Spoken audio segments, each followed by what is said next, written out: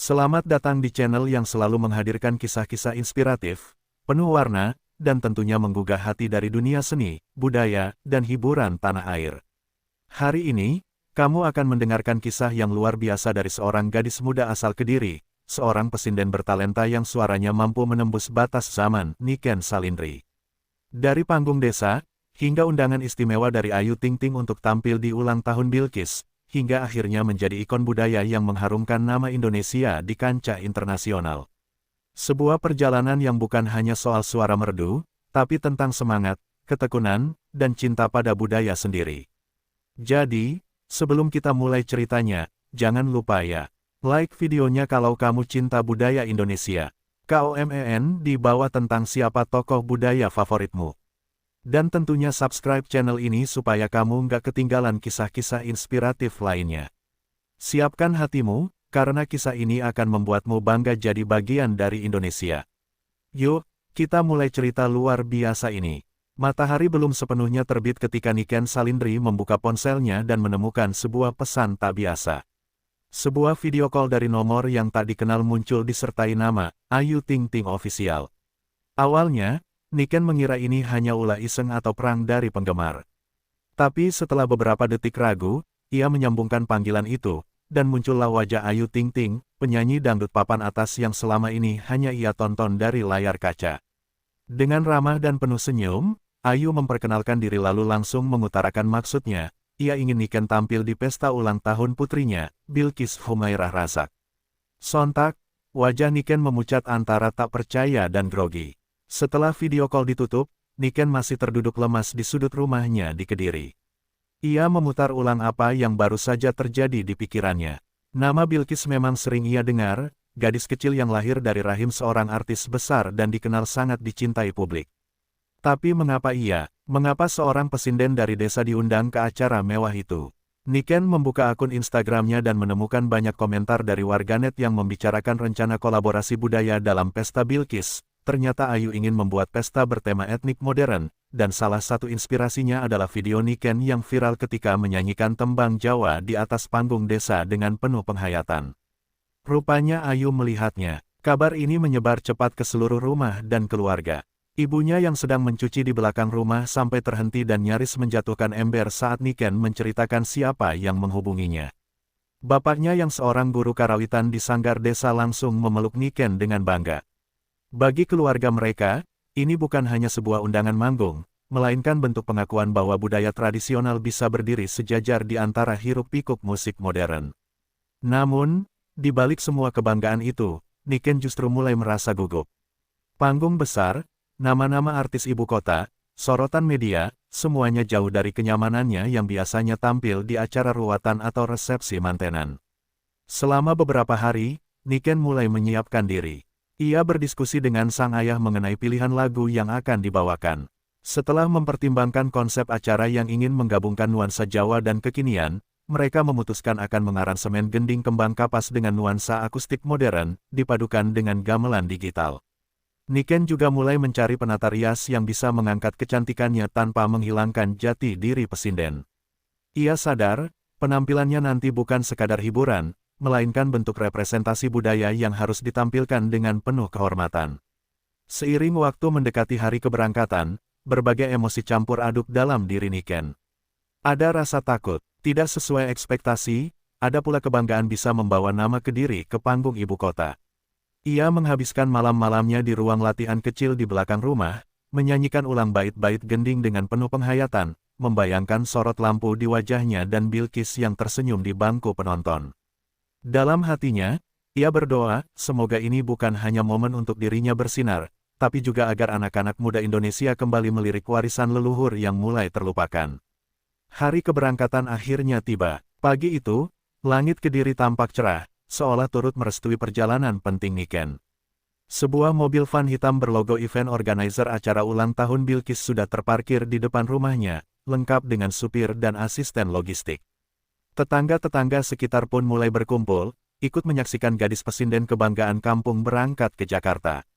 Ibu Niken tak kuasa menahan haru saat menyelipkan doa di telinga anaknya, sementara sang ayah membawakan tas besar berisi kebaya, selendang sinden, dan perlengkapan gamelan digital portabel yang telah disiapkan dengan penuh cermat. Tak lupa, Niken membawa sebuah kotak kecil berisi dupa dan bunga melati, bagian dari tradisi sebelum tampil. Di sepanjang perjalanan menuju Bandara Juanda di Surabaya, Niken memilih diam, menyandarkan kepala ke jendela sambil memandang pepohonan yang berlari mundur. Hatinya penuh campur aduk, antara rindu tanah kelahiran yang belum ditinggalkan tapi sudah terasa jauh, dan penasaran akan apa yang menantinya di Jakarta. Ia tak pernah menginjakkan kaki di ibu kota sebelumnya. Semua yang ia tahu hanya berasal dari layar kaca dan cerita teman-teman dari Jawa Timur yang merantau.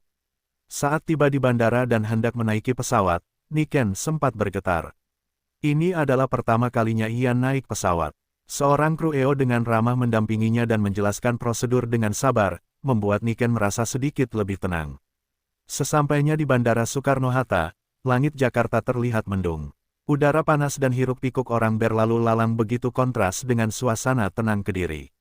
Niken dijemput oleh tim dari pihak Ayu Ting Ting dan langsung dibawa ke Hotel Bintang 5 di kawasan Jakarta Selatan. Matanya tak lepas memandangi gedung-gedung pencakar langit yang menjulang tinggi. Hatinya berdesir, antara takjub dan cemas, akankah tempat sebesar ini bisa menerima seorang sinden dari desa kecil? Di dalam mobil, Niken hanya menggenggam erat dompet kecil yang berisi foto keluarganya dan secarik doa tulisan tangan dari ibu. Setibanya di hotel, Niken disambut dengan keramahan yang membuatnya sedikit lega. Kamar tempatnya menginap megah, dengan ranjang empuk dan jendela lebar yang memperlihatkan lampu-lampu kota Jakarta saat malam menjelang. Namun alih-alih istirahat, Niken justru memilih membuka tas dan mulai memanaskan suara. Ia melatih kembali cengkok sindennya, menyesuaikan dengan tempo musik modern yang akan digunakan nanti. Ia juga merekam beberapa bagian latihan dan mengirimkannya ke sang ayah lewat pesan suara. Jawaban sang ayah singkat namun menenangkan, "Suaramu tetap membumi, Le. Jangan lupakan tanahmu meski melayang di udara kota." Malam itu, sebelum tidur, Niken duduk di tepi tempat tidur dan menatap kota dari balik jendela. Dari lantai 17 hotel itu, semuanya tampak kecil, mobil-mobil, orang-orang, bahkan gedung-gedung sekalipun. Ia merenung, apa artinya tradisi di tengah modernitas sebesar ini. Namun dalam kesunyian kamar hotel, Niken membisikkan satu keyakinan pada dirinya, selama ia menyanyikan gending dengan hati, tak ada satu panggung pun yang terlalu besar untuk ditempuh. Ia kemudian menutup mata, bersiap menghadapi tantangan esok hari, gladi resik dan pertemuan pertamanya dengan Ayu Ting Ting. Pagi menjelang dengan udara Jakarta yang lembab dan penuh aktivitas, Niken Salindri bersiap untuk gladi resik di lokasi acara ulang tahun Bilqis, yang diselenggarakan di sebuah ballroom hotel mewah di kawasan SCBD. Dengan mengenakan kebaya sederhana berwarna hijau tua dan rambut disanggul rapi, ia tiba di lokasi bersama tim EO. Ballroom itu sudah mulai diramaikan dengan dekorasi bernuansa etnik modern, batik, wayang, tapi juga lampu LED warna-warni dan backdrop bertema Modern Princess of Nusantara. Di tengah kilauan persiapan itu, Niken melangkah dengan penuh hati-hati, seolah takut kakinya mengotori kemewahan yang belum pernah ia jamah sebelumnya. Tak lama setelah ia memeriksa posisi panggung dan alat musik digital yang akan mengiringi, muncullah sosok yang dinanti-nantikan, Ayu Ting Ting. Dengan aura artis ibu kota yang khas, modis, wangi, dan penuh percaya diri, Ayu menyapa Niken dengan pelukan hangat. "Akhirnya kita ketemu juga ya, Mbak Niken. Saya tuh ngefans banget sama suaramu," ujar Ayu dengan mata berbinar. Niken tersipu, tak menyangka penyanyi seterkenal Ayu bisa menyambutnya dengan tulus dan penuh hormat. Meski berasal dari dunia yang berbeda, dalam percakapan mereka, tak ada jarak. Ayu bahkan meminta izin untuk memanggil Niken, "Adik," karena merasa aura dan pembawaannya begitu menenangkan dan merakyat. Gladi resik pun dimulai. Niken berdiri di tengah panggung, diapit sorot lampu dan kru yang lalu lalang. Ia menyanyikan bait demi bait gending kembang kapas yang telah diaransemen ulang, dan suasana ballroom mendadak hening. Denting gamelan digital yang berpadu dengan sentuhan modern menciptakan harmoni unik. Ayu berdiri di samping panggung sambil merekam penampilan itu dengan ponselnya, dan sesekali matanya tampak berkaca-kaca. Ia bahkan membisiki tim dekorasi untuk memastikan bahwa lighting akan fokus saat Niken menyanyikan bagian klimaks lagu tersebut, karena menurutnya, ini momen paling magis dalam seluruh acara. Setelah latihan selesai, Ayu mengajak Niken duduk bersama di longe.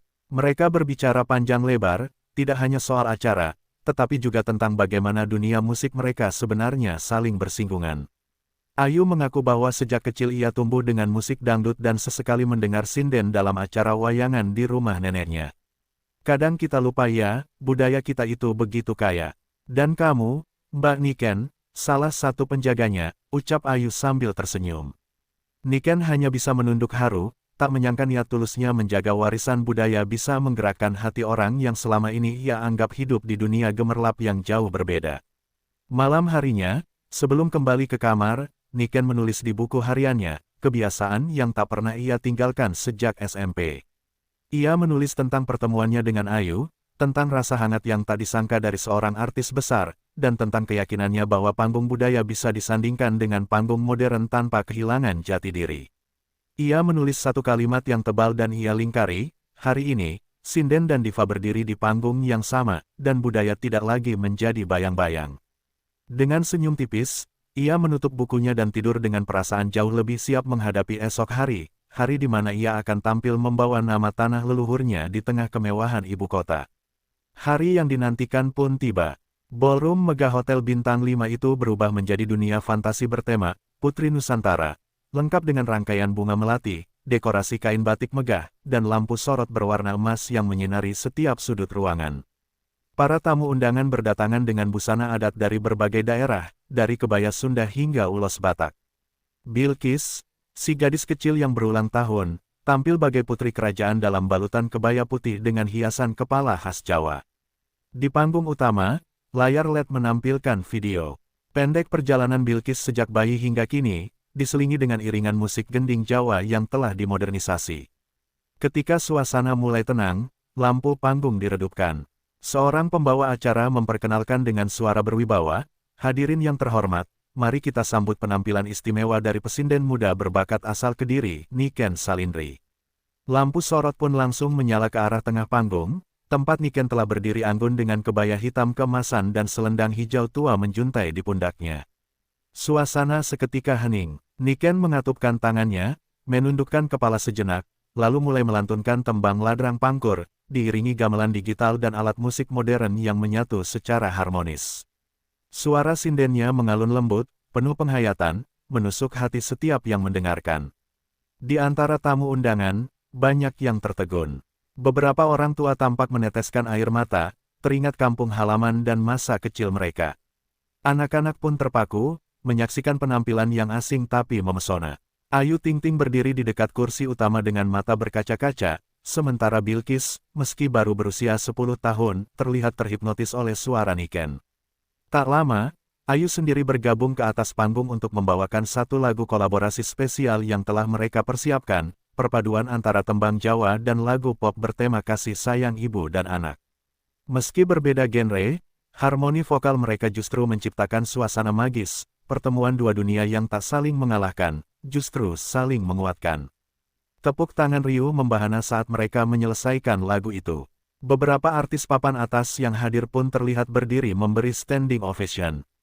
Salah satu tamu bahkan berkata dengan lantang, "Ini baru pesta ulang tahun anak artis yang punya nilai budaya." Niken tersenyum kecil, tapi dalam hatinya ia merasa besar, bukan karena sorotan, tapi karena ia tahu dirinya berhasil membawa jati diri budayanya naik ke panggung yang biasa dihuni oleh musik populer dan selebritas. Ayu Ting Ting kemudian memeluk Niken erat di depan semua tamu dan berbisik pelan, "Kamu bukan hanya tamu di sini, Niken. Kamu bintang malam ini." Malam itu, setelah acara selesai dan para tamu pulang satu persatu, Niken duduk sebentar di kursi kosong paling belakang ballroom, masih mengenakan kebayanya yang lembab karena keringat dan emosi. Ia memandangi panggung yang perlahan dirapikan kru. Dalam hati ia mengucap syukur, karena bukan hanya ia yang membawa budaya ke ibu kota, tetapi karena ia juga berhasil membawa rasa ke hati semua orang di ruangan itu. Untuk pertama kalinya, ia benar-benar merasa bahwa suara sindennya bukan sekadar pelipur lara, tapi juga jembatan penghubung dunia.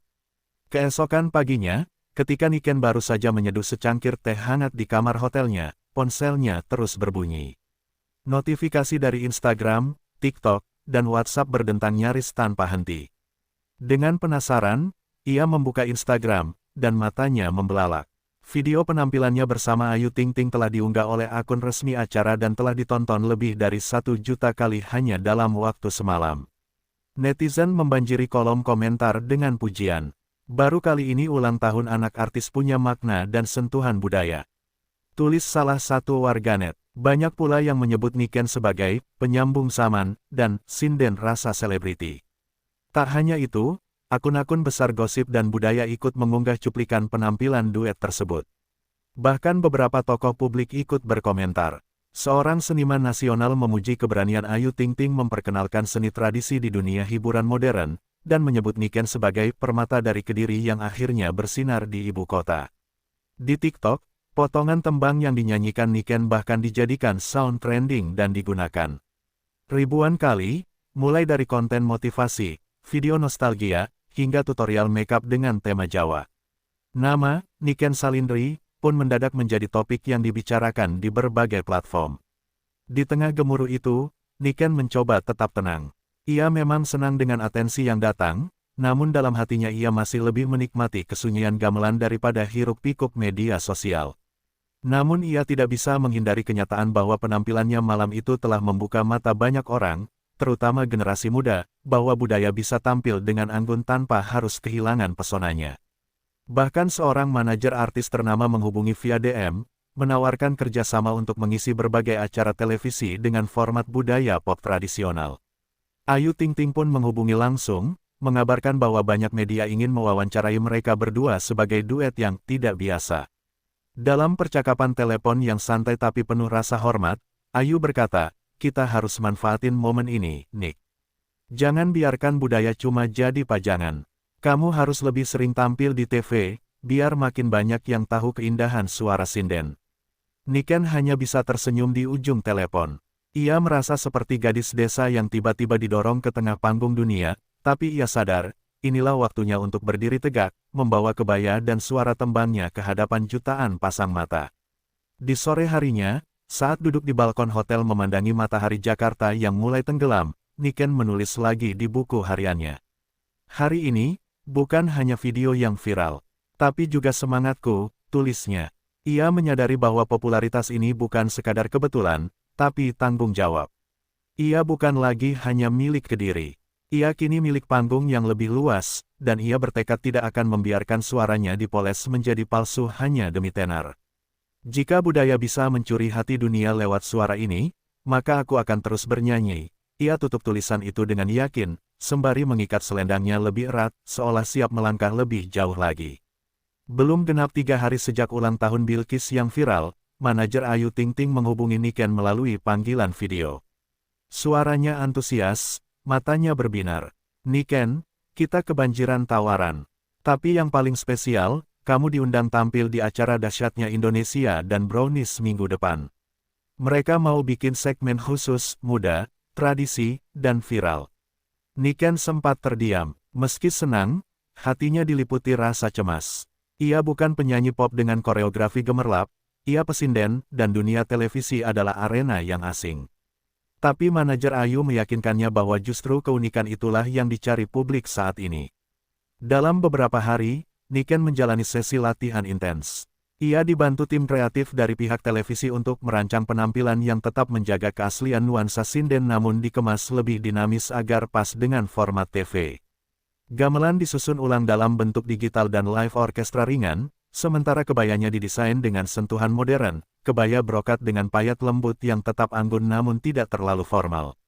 Ayu Ting Ting sendiri turut hadir dalam geladi bersih sebagai bentuk dukungan. "Ingat ya, Nick, TV itu cepat dan penuh distraksi. Tapi kalau kamu nyanyi dari hati, mereka akan mendengarkan," ucap Ayu sambil menggenggam tangan Niken. Hari penayangan pun tiba. Studio televisi penuh dengan kru, lampu kamera, dan penonton yang bersemangat. Saat Niken memasuki panggung, ia mengenakan kebaya ungu tua dengan sanggul khas dan hiasan bunga melati segar. Sorot lampu menerpanya, dan suara pembawa acara membahana memperkenalkan dirinya dengan penuh rasa hormat. Saat alunan pertama dari tembang dan danggula bergema, studio yang semula ramai perlahan hening. Suara Niken mengalun tenang, menggugah, menyihir. Kamera menyorot wajah para penonton. Yang takjub, anak muda, orang tua, Bahkan host acara pun terdiam sesaat sebelum memberikan standing ovation. Setelah tampil, Niken duduk di sofa bersama para host acara yang mulai melempar pertanyaan-pertanyaan ringan tapi menyentuh. Ia bercerita tentang latar belakang keluarganya di Kediri, perjuangan belajar sinden sejak usia 6 tahun, dan bagaimana ia tetap menjaga akar budaya di tengah tren globalisasi. Salah satu host berkata, "Kamu tuh seperti membawa kita pulang. Di tengah dunia yang serba cepat, suara kamu bikin kita ingat rumah." Niken menahan haru. Ia tidak menyangka suara yang dulu hanya didengar di hajatan kampung, kini mengisi siaran nasional yang ditonton jutaan orang. Sepulang dari studio, Niken disambut oleh ribuan DM dan komentar positif dari netizen. Banyak yang mengaku baru pertama kali benar-benar mendengarkan tembang Jawa dan langsung jatuh cinta. "Terima kasih sudah membawa budaya ke tempat yang tinggi," tulis seorang penggemar dari Sumatera Barat. Niken hanya bisa tersenyum, menatap layar ponselnya dengan campuran takjub dan syukur. Ia tahu, ini bukan hanya tentang dirinya, ini tentang bagaimana satu suara bisa membuka jalan bagi warisan leluhur untuk kembali bersuara di zaman kini. Dan ia berjanji dalam hati, tak akan membiarkan suara itu tenggelam lagi. Langit sore menyambut kepulangan Niken Salindri ke tanah kelahirannya di Kediri dengan cahaya kemerahan yang hangat.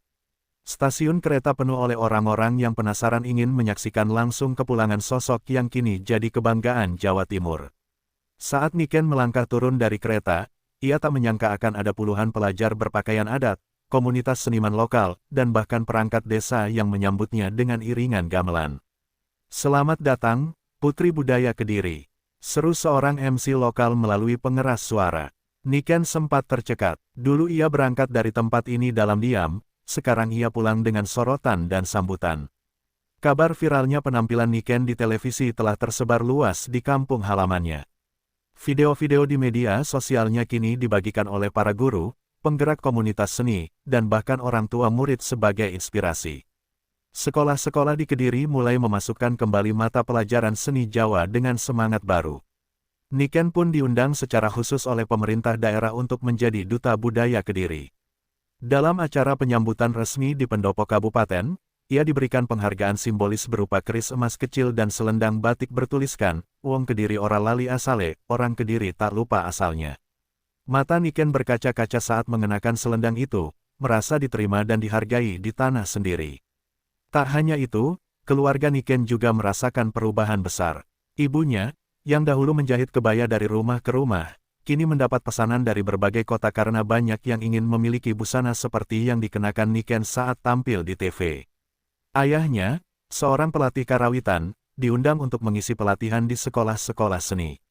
"Anakmu membuktikan bahwa budaya bukan hanya soal masa lalu, tapi tentang bagaimana kita menjadikannya bagian dari masa depan," ujar seorang guru kepada ayah Niken. Keluarga kecil itu kini hidup dalam kebanggaan yang tidak lagi sunyi, tapi tetap bersahaja. Meski popularitasnya melejit, Niken tidak melupakan para guru dan teman-temannya di sanggar tempat ia pertama kali belajar sinden. Ia mengunjungi sanggar tersebut dengan membawa oleh-oleh dari Jakarta dan memberikan workshop singkat kepada adik-adik didiknya. "Kalau aku bisa tampil di TV nasional dengan suara sinden, kalian juga bisa. Jangan malu jadi diri sendiri, apalagi kalau itu adalah budaya kita," ucapnya di depan puluhan peserta. Kehadirannya menjadi inspirasi nyata, bukan sekadar lewat layar, tapi langsung menyentuh mereka yang masih belajar merangkai cengkok dan mendalami lirik-lirik klasik. Di akhir hari, Niken duduk di balai bambu belakang rumahnya, ditemani suara jangkrik dan semilir angin sawah. Ia memandang langit malam yang cerah, mengingat segala yang telah ia lalui dalam hitungan minggu. Dunia telah mengenalnya, namun baginya, Kediri tetap rumah yang paling tenang. "Aku akan terus berjalan," bisiknya, "tapi langkahku akan selalu berakar di sini." Malam itu, Niken tidur dengan senyum, membawa harapan bahwa apa yang ia mulai tak akan berakhir sebagai viral semata, melainkan menjadi gerakan yang menghidupkan kembali denyut budaya di dada anak negeri. Tak lama setelah kepulangannya ke Kediri, ponsel Niken kembali dipenuhi notifikasi dari manajernya di Jakarta.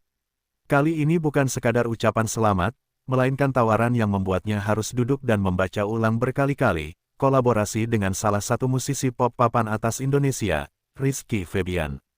Penyanyi muda berbakat itu tertarik membuat lagu baru bertema, Tanah Air, yang menggabungkan unsur sinden dan pop modern. Aku lihat video kamu pas nyanyi di Dahsyat, dan aku langsung kepikiran, kita bisa bikin sesuatu yang belum pernah ada di industri musik sekarang, tulis Rizky dalam pesan langsung. Niken terpana, setengah tak percaya bahwa suaranya benar-benar membuka jalan seluas ini. Perjalanan ke Jakarta pun kembali dimulai. Kali ini, bukan untuk tampil di panggung atau wawancara, melainkan untuk masuk dapur rekaman. Bertemu langsung dengan Rizky Febian, Niken merasa gugup, namun penyanyi itu menyambutnya dengan hangat dan rendah hati. Mereka berdiskusi soal tema lagu, warna vokal, dan bagaimana cara menyatukan dua dunia yang tampaknya begitu berbeda, sinden yang syarat nuansa etnik dan pop yang ringan namun emosional. Produser musik mereka bahkan membawa tim etnomusikologis untuk memastikan nuansa gamelan dan laras Jawa tetap terjaga dalam aransemen modern. Proses rekaman berlangsung selama beberapa hari. Rizky menyanyikan bait dengan lirik penuh cinta dan kebangsaan, sementara Niken mengisi bagian ref dengan sindenan indah dalam laras pelok, menciptakan suasana magis yang belum pernah ada di industri musik Indonesia. Tantangan muncul ketika mereka harus mencari tempo yang pas antara beat pop dan ritme sinden yang lebih luas. Namun berkat kesabaran dan kerjasama, akhirnya mereka menemukan irama yang menyatu, menciptakan harmoni baru yang mengejutkan bahkan para produser di studio. Lagu itu diberi judul, Langit Ibu Pertiwi. Ketika lagu tersebut dirilis secara digital, respon publik meledak. Lagu itu tak hanya merajai tangga lagu pop, tapi juga menjadi pembicaraan di kalangan pemerhati budaya. Siapa bilang budaya tradisional tidak bisa relevan? Lihat Niken Salindri, tulis seorang kritikus musik di majalah Rolling Stone Indonesia. Media sosial dibanjiri komentar positif, dan video klip lagu yang menampilkan Rizky dan Niken di latar sawah, candi, dan studio modern, menjadi viral. Banyak musisi lain mulai terbuka untuk mengeksplorasi genre tradisional dalam karya mereka, menjadikan kolaborasi ini sebagai tonggak penting dalam dunia musik tanah air. Namun bagi Niken, lebih dari sekadar sukses komersial, kolaborasi ini mengajarkannya bahwa seni tradisional tidak harus berdiri sendiri. Budaya itu bukan tembok tua yang diam di museum. Ia bisa berdansa bersama zaman, selama kita menjaga jiwanya, katanya dalam salah satu wawancara. Ia mulai menerima undangan untuk menjadi pembicara di seminar budaya, tampil di panggung lintas genre, dan yang paling membanggakan, ia diminta menjadi mentor dalam program pencarian bakat untuk musik daerah. Niken sadar, suara sinden yang dulu hanya terdengar di pelataran kampung, kini bergema di seantero negeri. Ketika lagu, Langit Ibu Pertiwi, terus mengudara di stasiun radio nasional dan penampilan duet Niken Salindri dengan Rizky Febian masih dibicarakan publik, gelombang penghargaan dan pengakuan mulai berdatangan. Kementerian Pendidikan dan Kebudayaan mengundangnya sebagai pembicara utama dalam seminar nasional bertajuk Budaya sebagai Akar Kekuatan Generasi Muda. Dalam ruangan megah di Jakarta Convention Center, Niken berdiri di hadapan ratusan pelajar, guru, dan tokoh budaya, mengenakan kebaya khas Kediri dan sanggul yang anggun.